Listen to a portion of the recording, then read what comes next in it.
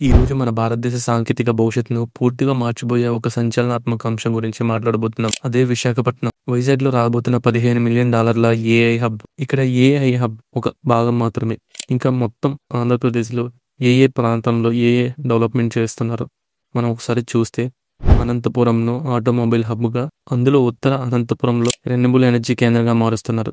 అలాగే చిత్తూరుని ఎలక్ట్రానిక్ హబ్గా, ముందు ముందు చూస్తే 50% ఎయిర్ కండిషనర్లు మన ఆంధ్రప్రదేశ్ నుంచి ఎక్స్పోర్ట్ అయ్యే అవకాశం ఎక్కువ కనిపిస్తున్నాయి. తర్వాత ప్రకాశం జిల్లాలో చూస్తే రిలయన్స్ ఇండస్ట్రీ వంటి పెద్ద కంపెనీలలో పెట్టుబడులు ఆల్రెడీ స్టార్ట్ అయిపోయాయి. ఇంకా భవిష్యత్ టెక్నాలజీ కోసం అమరావతి క్వాంటమ్ వ్యాలీగా అభివృద్ధి చేయాలని లక్ష్యంగా పెట్టుకున్నారు. అలానే ఉభయ గోదావరి సైడు ఉన్న ఆక్వాకల్చర్ డెవలప్మెంట్, అలానే డిఫెన్స్ సంబంధించిన సంస్థలు ఆల్రెడీ గవర్నమెంట్ గ్రీన్ సిగ్నల్ ఇచ్చేసింది. ఇంకా డేటా సెంటర్ గురించి మాట్లాడే ముందు ఈ వీడియోని పూర్తిగా చూడండి.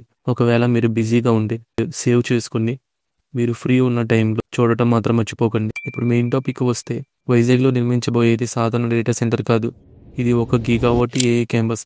దీన్ని గూగుల్, అదానీ గ్రూప్ మరియు భారత్ ఎయిర్టెల్ పార్ట్నర్షిప్తో నిర్మించబోతుంది.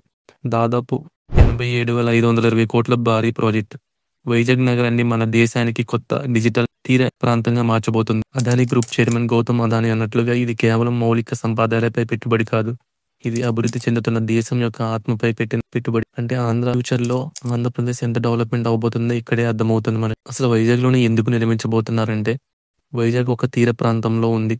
అలానే దీని ఒక కొత్త అంతర్జాతీయ సబ్సీ కేబుల్ ల్యాండింగ్ స్టేషన్ నిర్మిస్తుంది. దీని ద్వారా వైజాగ్ నేరుగా సింగపూర్, మలేషియా, ఆస్ట్రేలియా మరియు మరో 12 దేశాలకు అనుసంధానం అవుతుంది. ఇది ముంబై, చెన్నైలలో ఉన్న ల్యాండింగ్ పాయింట్లకు తోడుగా భారతదేశ డిజిటల్ వెన్నెముకకు మరియు బలాన్ని, వైవిధ్యాన్ని అందిస్తుంది. ఈ ఒక్క అడుగుతో వైజాగ్ ప్రపంచ పట్టాల్లో ఒక ప్రధాన కనెక్టివిటీ హబ్గా నిలుస్తుంది. మరియు ఉద్యోగ అవకాశాల గురించి ఒక ముఖ్యమైన విషయం, ఈ డేటా సెంటర్ ప్రాజెక్టుకు మొత్తం మీద ప్రత్యక్షంగా మరియు పరోక్షంగా 20,000 పైగా ఉద్యోగాలను సృష్టించగలదని అంచనా. AI operations, data management, network engineering, high level security మరియు స్వచ్ఛమైన ఇంధన నిర్వహణ వంటి ఉన్నత నైపుణ్యం అవసరమయ్యే రంగాలలో స్థానిక నిరుద్యోగులకు ఇది ఒక మంచి అవకాశాన్ని ఇస్తుంది. వైజాగ్ త్వరలోనే ప్రపంచంలోనే ఒక ముఖ్యమైన సాంకేతిక గమ్యస్థానంగా మారనున్నది. ఈ డేటా సెంటర్ ఆంధ్రప్రదేశ్ను, యావత్ భారతదేశాన్ని ఆర్టిఫిషియల్ ఇంటెలిజెన్స్ యుగంలోకి తీసుకెళ్లేందుకు సిద్ధంగా ఉంది. వైజాగ్ తీర ప్రాంత ప్రయోజనం బెంగళూరు మరియు హైదరాబాద్లు వంటి పటిష్టమైన ఎకోసిస్టమ్ను అధిగమించగలదా? మీ అభిప్రాయాలను కామెంట్ రూపంలో తెలియజేయండి. ఈ వీడియో నచ్చితే లైక్ చేసి ఫాలో చేయడం మాత్రం మర్చిపోకండి.